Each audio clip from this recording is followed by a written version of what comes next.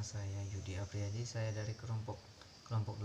Saya akan melanjutkan presentasi dari teman saya. Pertama, faktor ekonomi. Tingkat pertumbuhan ekonomi menunjukkan faktor yang sangat penting dalam melaksanakan demokrasi di negara tertentu. Hal ini tidak berarti bahwa negara-negara miskin tidak dapat menerapkan demokrasi atau negara kaya dapat berdemokrasi. Kekayaan bukanlah indikator suatu negara demokratis. Pengalaman sejarah menunjukkan bahwa negara-negara kuat ekonominya justru terjadi di negara otoriter dan sebaliknya. Misalnya, di Afrika, Gambia tahun 1992 dengan per kapita GNP-nya adalah $390 menunjukkan sistem pemerintahan dan masyarakat demokrasi sedang. Lalu Gabon dengan pendapatan per kapitanya adalah $4.480, terutama pendapatan dari minyak malah terkenal sebagai negara otoriter. Namun demikian, kesejahteraan masyarakat umumnya menjadi faktor utama untuk menentukan suatu negara ingin hidup demokratis. Maka, negara tersebut harus dapat melewati dari status negara miskin dalam pertumbuhan ekonomi. Dan mengapa ekonomi menjadi faktor utama bagi suatu negara demokrasi? Ada beberapa alasan.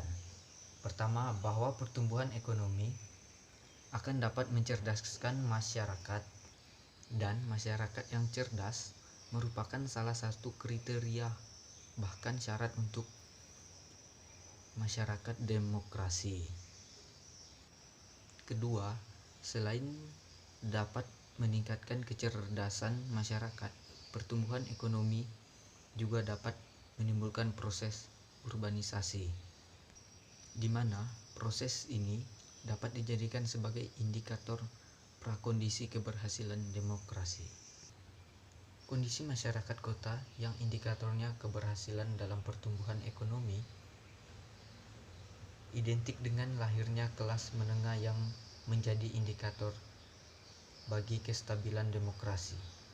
Pertanyaannya sekarang, seberapa besar pertumbuhan ekonomi itu harus dicapai masyarakat atau negara untuk memasuki masyarakat demokrasi? Ada beberapa kategori atau kelompok negara demokrasi dilihat dari aspek pertumbuhan ekonomi dan dari rentang besarnya per kapita atau GNP. Kategori ini dapat dibagi menjadi 3, yaitu kategori rendah, kategori sedang, dan kategori tinggi. Kategori rendah berkisar antara $1.000 sampai dengan $3.500 per kapita, dan kategori sedang adalah $3.500 sampai dengan $10.000 per kapita. Kategori tinggi berkisar antara $12.000 atau lebih per kapita. Jadi, negara-negara yang pertumbuhan ekonominya lebih besar dari 12.000 atau tinggi umumnya adalah negara-negara demokrasi yang telah lama dan stabil seperti Amerika Serikat, Inggris, Jepang, Singapura, Jerman, Prancis, dan negara lain yang umumnya adalah negara industri maju. Dan negara-negara yang termaksud kategori sedang adalah negara-negara kecil seperti Yunani, Israel, dan Irlandia. Di negara-negara kategori sedang ini sudah ada kehidupan demokrasi, hanya belum stabil. Sedangkan negara-negara yang berkategori rendah, pertumbuhan ekonominya adalah negara-negara yang sedang berkembang. Negara-negara yang masuk dalam kategori ini umumnya berada pada masa transisi menuju demokrasi. Negara yang paling miskin di dunia malah Mali di Afrika dengan GNP adalah 280 per kapita dolar. Bangladesh di Asia dengan GNP $220 Dan menurut Bahmuller 1996, kedua negara terakhir ini tidak mungkin hidup secara demokrasi kecuali mereka dapat meningkatkan pertumbuhan ekonominya. Adanya hubungan antara pembangunan ekonomi dan demokrasi telah diteliti oleh Seymour Martin Lipset. Ia menolak determinisme ekonomi dengan argumen bahwa ada faktor lain selain ekonomi yang penting untuk menentukan ada atau tidak adanya demokrasi dalam suatu negara. Namun ia menyatakan bahwa peringkat pertumbuhan ekonomi merupakan prediktor demokrasi yang kuat. Pada pertengahan tahun 1980-an ia mengidentifikasi bahwa dari 32 negara yang pertumbuhan ekonomi GNP-nya sangat rendah, semuanya menunjukkan kondisi masyarakat dan sistem pemerintahan yang tidak demokratis. Sementara 19 dari negara tingkat pertumbuhan ekonominya paling tinggi, termasuk kategori negara kaya, semuanya adalah negara demokratis. Di antara negara yang kaya dan miskin, beberapa menunjukkan kondisi negara yang beragam antara demokrasi dan tidak demokratis. Temuan lain dari studinya menyimpulkan bahwa jalan menuju demokratis tidak selalu mulus, banyak lika-liku dan pasang surutnya. Selain itu, banyak pula negara ketika setelah mencapai kehidupan yang demokratis dalam pertumbuhan ekonomi yang sering kemudian mengalami lagi masa kehidupan yang tidak demokratis seperti di negara Argentina, negara Brasil dan Chili. Temuan penting lain dari hasil penelitian Lipset adalah terdapat hubungan antara pembangunan ekonomi dan peran kelas menengah. Orang yang dapat berpendapat tinggi, iklim sedang, ketergantungan dalam bekerja, pendidikan yang tinggi dan tingkat kesehatan dan pelayanannya yang baik merupakan indikator bagi peningkatan tuntutan kebebasan berpolitik. Semakin kompleks ekonomi, semakin tinggi norma dan nilai politik yang dapat mengantarkan orang terhadap sikap anti-otoriter dan semakin kuat gerakan atau tuntutan untuk berdemokrasi. Jadi di sini kita dapat menyimpulkan bahwa orang yang berpendidikan tinggi, berpenghasilan tinggi dan mempunyai klaim dan pekerjaan tetap lebih mudah untuk berdemokratis. Baiklah, kita akan melanjutkan ke yang kedua adalah faktor sosial dan politik. Faktor penting yang berkaitan dengan pembangunan demokrasi di suatu negara dan mungkin sering diabaikan adalah masalah perasaan kesatuan nasional atau identitas sebagai bangsa. Namun di sini perasaan nasionalisme dalam konteks ini bukanlah nasionalisme sempit atau nasionalisme berlebihan. Dalam konteks ini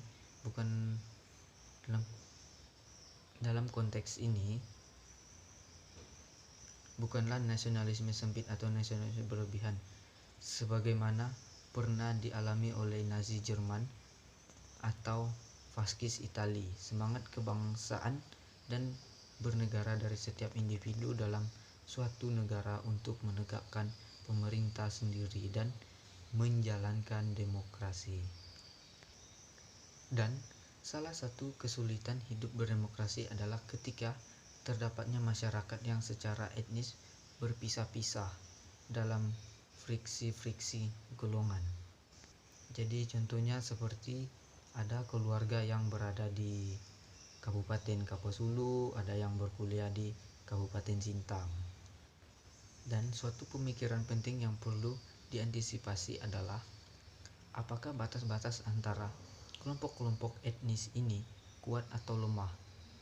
Adakah suatu golongan dapat menembus dinding batas itu sehingga tidak ada kelompok eksklusif hingga satu kelompok dengan kelompok lain dapat berkomunikasi dan bekerja sama. Keberhasilan dalam membangun masyarakat demokratis, misalnya di Amerika, karena batas antar kelompok sangat lemah. Hal ini berbeda dengan kondisi di Sri Lanka, misalnya rasa permusuhan antar kelompok minoritas Tamil dan mayoritas Sinhala mengakibatkan munculnya kelompok pemberontak Tamil. Dan di Nigeria terjadi praktik diskriminasi terhadap minoritas Igbo yang mengakibatkan Perang Diafrikan tahun 1960 dan kehilangan ribuan jiwa penduduk. Dan di Fiji muncul kebencian penduduk asli Fiji terhadap kemenangan imigran India, dan pada tahun-tahun terakhir ini terjadi perang darah antara etnis dan agama di negara-negara pecahan Yugoslavia, antara Serbia, Bosnia, dan Kroasia. Jiwa manusia sudah tidak berharga lagi dan situasi perang antar etnis. Oleh karena itu, faktor sosial dan politik, khususnya upaya membangun bangsa nasional dan structure building, sangat penting dalam mewujudkan suatu masalah dan negara demokrasi. Jadi di yang kedua ini adalah faktor sosial dan politik sangat berpengaruh. Contohnya di faktor sosial adalah adanya jarak antara keluarga, perpisahan jarak, misalnya ada keluarga yang berada di suatu negara lain. Dan di politik adalah adanya kelompok-kelompok atau tim-tim dari suatu belah pihak yang mengakibatkan ketidaknyamanan dari pihak lainnya. Baiklah, yang ketiga adalah faktor budaya, kewarganegaraan, dan sejarah. Akar sejarah dan budaya kewarganegaraan suatu bangsa ternyata dapat memberikan kontribusi yang besar terhadap pembentukan dan pembangunan masyarakat demokrasi. Buchmuller 1996 mengungkapkan hasil temuan Robert Putnam yang mengadakan penelitian di Italia selama lebih dari 20 tahun, yang menyimpulkan bahwa daerah-daerah yang memiliki tradisi kuat dalam nilai-nilai kewarganegaraan menunjukkan tingkat efektivitas paling tinggi dalam upaya membangun demokrasi. Beberapa wilayah Italia yang sangat dipengaruhi oleh tradisi paham republik dalam hidup bernegara kemudian dilahirkan kembali pada masa Renaissance dan dibawa ke wilayah Inggris dan Amerika Utara pada abad ke-17 dan 18. Hingga sekarang, nilai-nilai hidup bernegara secara demokratis yang berkembang dengan baik di wilayah tersebut. Wilayah yang berhasil menerapkan sistem pemerintahan demokratis ini disebut masyarakat sivik atau berkewarganegaraan, atau dikenal pula dengan community civic. Masyarakat demikian memiliki ciri-ciri adanya keterikatan kewarganegaraan, berpartisipasi secara aktif, dan tertarik dalam masalah-masalah publik, civic virtue.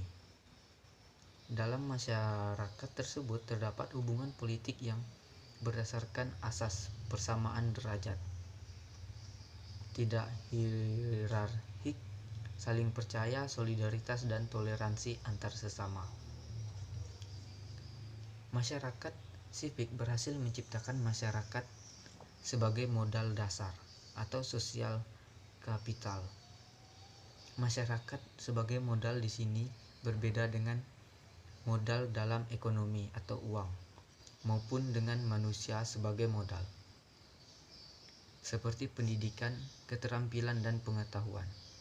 Modal masyarakat dapat meliputi suatu kondisi saling percaya antar sesama. Ada norma yang mengatur tentang saling percaya tersebut. Ada jaringan sosial, seperti asosiasi dalam masyarakat yang memadukan norma-norma ini dengan sikap saling percaya. Baiklah, sekian dari saya. Terima kasih.